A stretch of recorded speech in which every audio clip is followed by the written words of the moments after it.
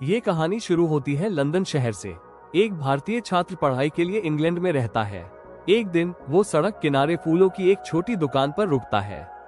दुकान पर एक छोटी सी लड़की बैठी होती है, नाम मैगी। छात्र फूलों की कीमत पूछता है। मैगी जो कीमत बताती है वो ज्यादा होती है। छात्र हैरान होता है क्योंकि वही फूल दूसरी दुकानों पर सस्ते मिल जाते हैं। उसे लगता है शायद ये लड़की उसे धोखा दे रही है, फिर भी वो फूल खरीद लेता है। कुछ दिनों बाद वो फिर उसी दुकान पर आता है। इस बार बातचीत होने लगती है। छात्र को पता चलता है मैगी बहुत गरीब है। वो फूल बेचती है क्योंकि उसकी माँ बीमार है। घर में कमाने वाला कोई नहीं। एक दिन मैगी छात्र से कहती है, क्या आप मेरे घर चलेंगे? छात्र थोड़ा झिझकता है लेकिन फिर उसके साथ चल देता है। मैगी का घर लंदन की चमक दमक से बहुत दूर होता है। एक अंधेरा तंग सा कमरा। कमरे में ना ठीक रोशनी ना ठीक हवा। छात्र ये देखकर हैरान रह जाता है। वहीं उसकी माँ बीमारी में पड़ी होती है। उसे पहली बार एहसास होता है कि इंग्लैंड जैसे अमीर देश में भी गरीबी इतनी कड़वी हो सकती है। मैगी की माँ छात्र से बड़े प्यार से बात करती है। वो बताती है मैगी कितनी मेहनती है और कैसे वो हर दिन फूल बेचकर घर चलाती है। छात्र का मन भर आता है। वो मैगी की मदद करना चाहता है। वो ज्यादा पैसे देने की कोशिश करता है, लेकिन मैगी तुरंत मना कर देती है।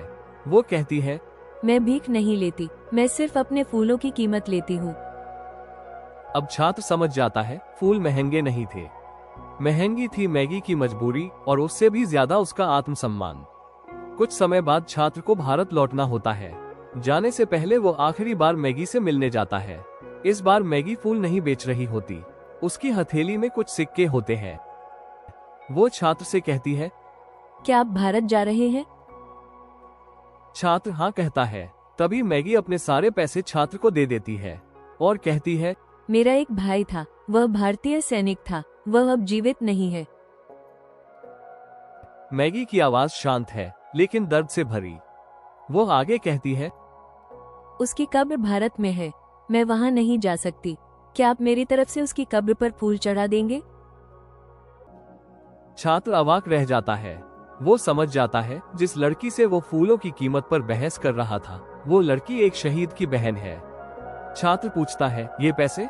मैगी बहुत दृढ़ता से कहती है, ये मेरी कमाई है। मैं चाहती हूँ कि मेरे भाई के लिए खरीदे गए फूल मेरी मेहनत के हों। भारत पहुंचकर छात्र उस सैनिक की कब्र पर फूल चढ़ाता है। वे फूल सिर्फ फूल नहीं होते, वे होते हैं एक बहन का प्रेम, सम्मान और बलिदान। द प्राइस ऑफ फ्लावर्स हमें ये सिखाती है कि असली कीमत पैसे से नहीं, भावना से तय होती है। और कभी कभी सबसे छोटी हथेली में रखे सिक्के सबसे बड़ी श्रद्धांजलि बन जाते हैं।